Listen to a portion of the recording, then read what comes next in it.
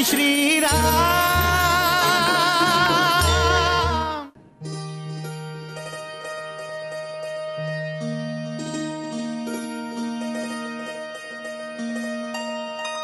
तू ही तू बाड़ा प्रभु, तहार इच्छा के बिना एगो पत्ता भी नहीं के हिल सकत। तू कृपालु हवा, दयालु हवा। हम कृतज्ञ बानी तहार।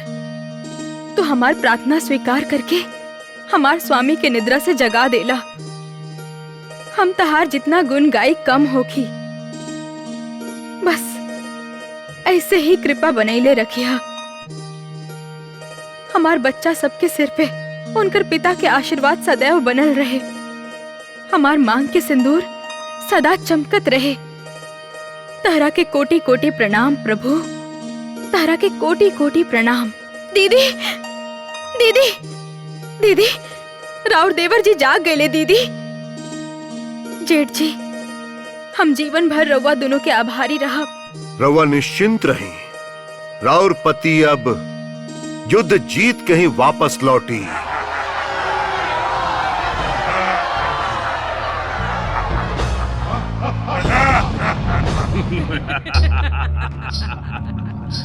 महारानी, रउआ अपन पुत्र सबके मुखमंडल पर विजय के आभा देख रहल बानी।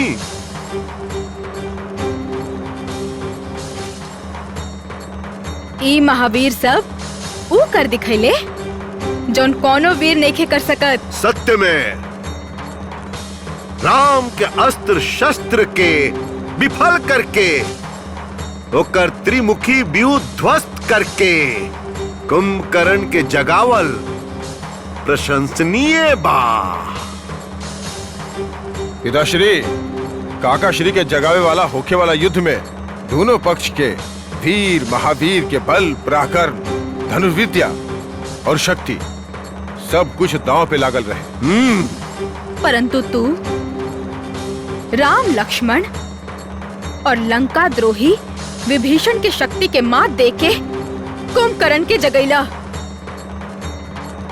महारानी, यह है राम के पराजय हा। ना पिताश्री, ये संकेत है राम और लक्ष्मण के विनाश के। काका श्री रणभूमि में खड़ा बाड़े पिताश्री, और एक अर्थ बा राम और लक्ष्मण के साथे साथे संपूर्ण वानर सेना के विनाश निश्चित बा।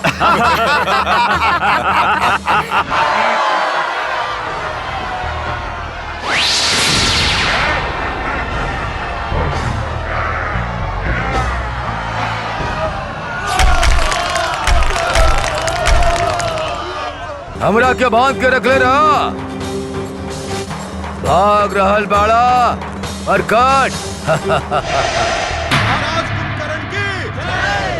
राक्षस वीर लोग जैसे आग पतंगा के जलावेला, वही प्रकार हम ही वानर सबके झुंड के भस्म कर डाला।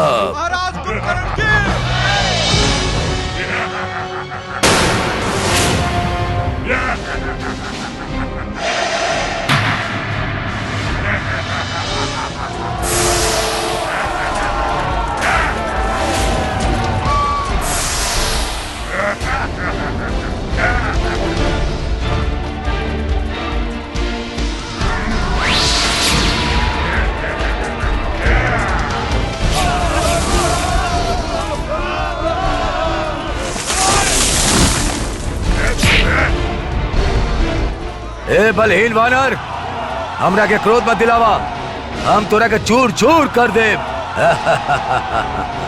महाराज कुंभकर्ण के जय, महाराज कुंभकर्ण के जय, महाराज कुंभकर्ण के जय, महाराज कुंभकर्ण के जय, महाराज कुंभकर्ण के जय, महाराज कुंभकर्ण के जय।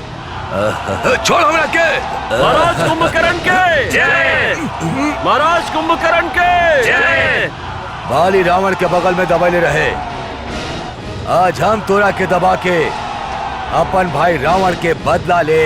महाराज कुंभकर्ण के जय। छोड़ो हमरा के। महाराज कुंभकर्ण के जय। अब हमने तोरा लंका ले जाई बानर, और हम तोरा के भ्राता श्री लंकेश के भेंट करब।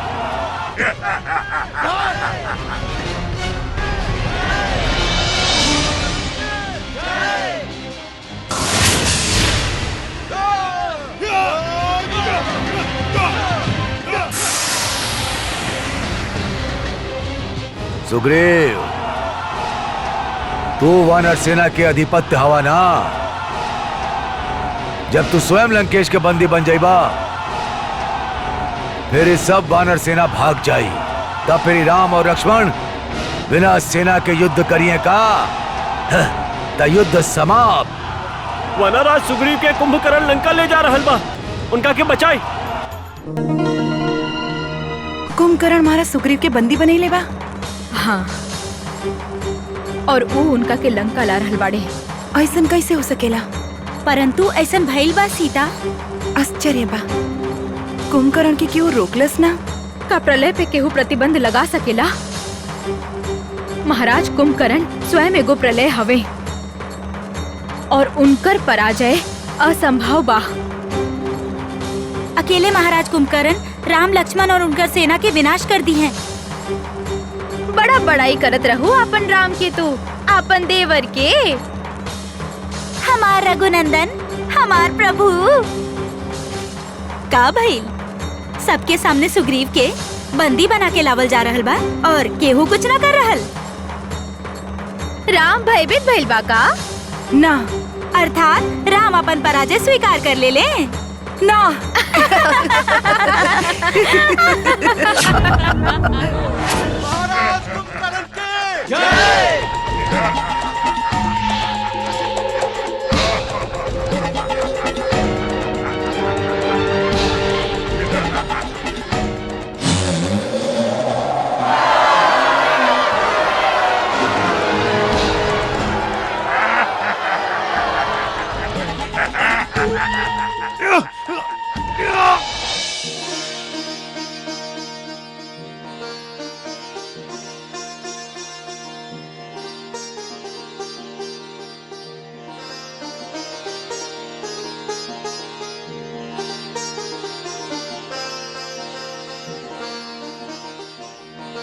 वज्रमाला दीदी,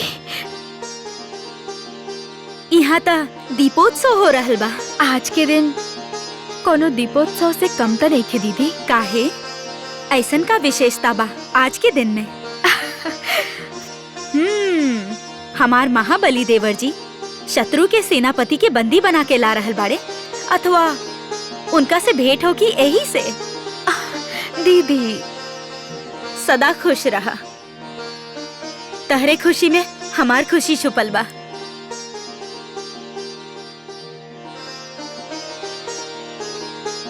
मरकट, तारी हमार पकड़ से छूटे के प्रयास हमरा के क्रोधित कर रहल बा, और अगर हमार क्रोध बढ़ गई तब बगल में ही दबा के तोड़ गर्दन तोड़ दे। छोड़ा छोड़ा। जामन जी, कुछ सोची, वो दुष्ट कुंभकर्ण के कैसे रोकल जाए। छोड़ छोड़ छोड़। हमारा अनुसार हनुमान जी के दिव्य आकार रूप लेके कुंभकर्ण पे आक्रमण कर देवे के चाहिए, तबे महाराज सुग्रीव मुक्त होखिए। यदि हमने महाराज सुग्रीव के मुक्त ना करा सकनी तो हमने युद्ध हार जाए।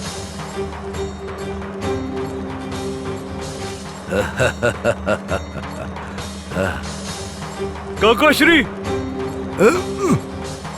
ओम राउर सहायता खातिर आ रहल बानी। नांगद, वापस जा। तू हमार चिंता मत करा, वापस जा जा। युवराज अंगद, धैर्य रखिए, संयम मत खोइए। हमनी के महाराज सुग्रीव के अवसर देवे के चाहिए, कुछ समय देवे के चाहिए। यदि उस समय में वो अपने आप के मुक्त ना करा पाउले, तब हमनी उनकर सहायता करब। तब तक रहुआ वानर सेना के धैर्य बनौले रखी। तो का हमने उनका के बंदी बनल देखत रहब? ना जामवंत जी, महाराज सुग्रीव वानर जाति के गौरव हमें। और हमने उनका क्या अपमानित ना होके दे।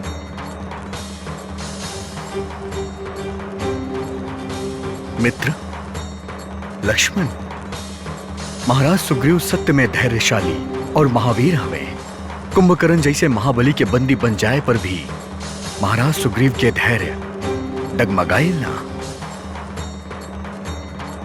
हमरा मन में उनका प्रति आदर और बढ़ गइल बा। हम जैसन सोचले रहनी वो वैसन ही कर रहल बाड़े। उनकर आत्मविश्वास प्रखर बा। हमरा अनुमान से उस शत्रु के साथ होकर नगरी में जाके उनकर आत्मविश्वास के आग लगा के आई हैं।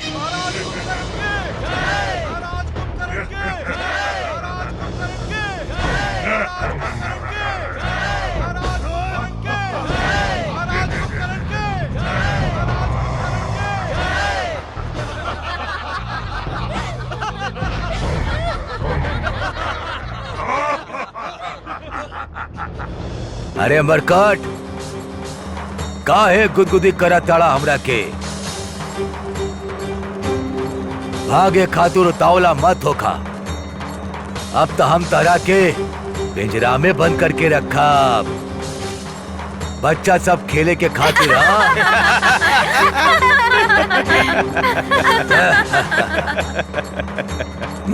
तू लंकावासी सबके मनोरंजन करबा और तोरा जैसा शत्रु के पिंजरा में देख के कोनो दोसर शत्रु लंका से युद्ध करे के दुस्साहस ना कर सकी। हंसा मत कुंभकर्ण, शीघ्र ही रोबा तू। छोड़ा। महाराज कुंभकर्ण के जय, महाराज कुंभकर्ण के जय, महाराज कुंभकर्ण के जय। भ्राता श्री लंकेश के हमारी संदेश था कि उनकर मनोरंजन खातिर हम एगो मरकट ला रहल बानी। जवान आज्ञा महाराज। छोड़ा।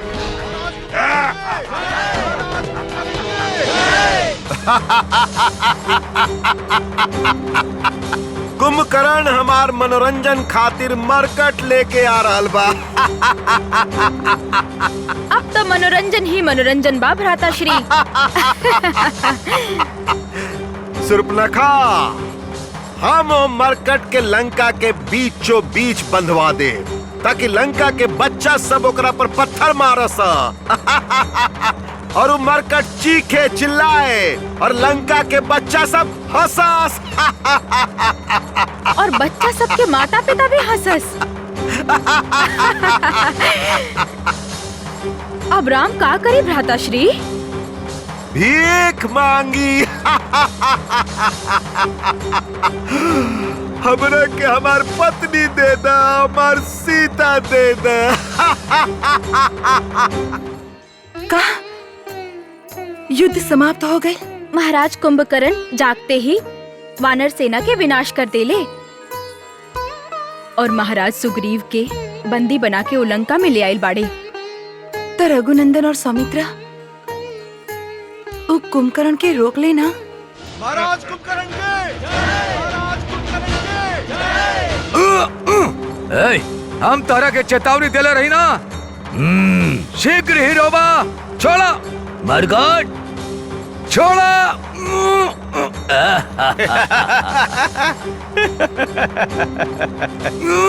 छोड़ो।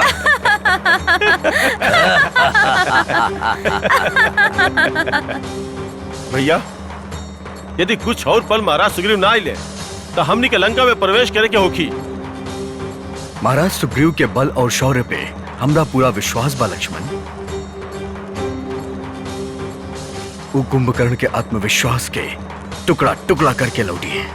परंतु हमनी के कब तक प्रतीक्षा करत रह भैया? तो ई काहे बोलता रहा लक्ष्मण कि महाराज सुग्रीव स्वयं अंगद के अपना सहायता खातिर ना कहले रहले। परंतु भैया, हमनी के अपन उत्तरदायित्व तो ना भुलाए के चाहिए।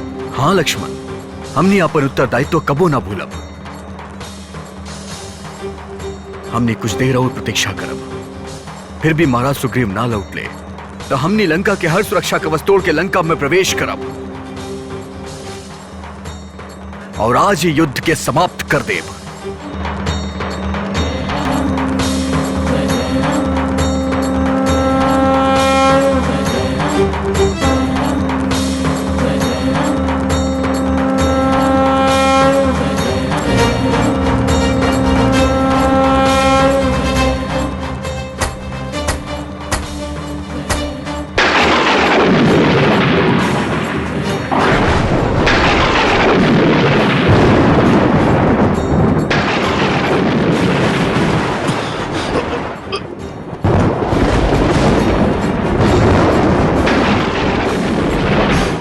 ई रघुनंदन के कुंदन धनुष के टंकार है माता त्रिजटा।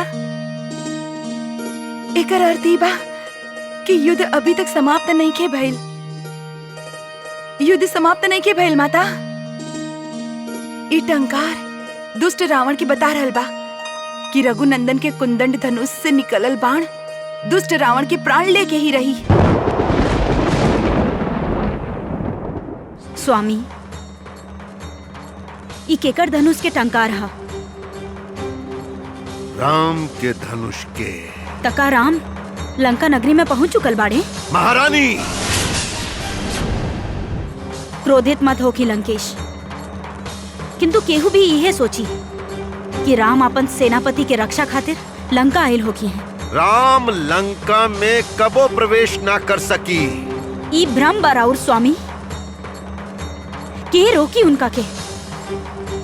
का ऐसे पहले उराउर भ्रम नैखन तोड़ले? महारानी, रउआ लंका के महारानी हैं। लंका के हित देखी। लंका के हित ही देख रहल बानी। राम खातिर कुछो भी असंभव नहीं खे स्वामी। रउआ कृपा करके राम के प्रशंसा मत करी। हम तो रउआ के वास्तविकता बता रहल बानी लंकेश। जेकरा पास हनुमान जैसन सेवक होखे ओकरा खातिर कुछ भी असंभव नहीं खे। और रउआ ही कैसे भुला सकतानी कि हनुमान के कंधा पर बैठ के ही राम लंका के सुरक्षा कवच पंच वक्त्रम के ध्वस्त कैले रहली। रउआ का कहल चाहतानी? ई है कि राम महाकाय हनुमान के कंधा पर बैठ के कौनो भी समय लक्ष्मण सहित लंका में प्रवेश कर सकेले और लंका पर आक्रमण भी कर सकेले। ई ना वो महाबली कुंभकर्ण से युद्ध करके सुग्रीव के रक्षा भी कर सकेले। रउआ सुग्रीव के बंदी होके के खुशी मना रहल बानी, किंतु राउर ध्यान में ई बात काहे नहीं ख्या रहल कि स्वयं देवर जी मृत्यु के कगार पर खड़ा बाड़े।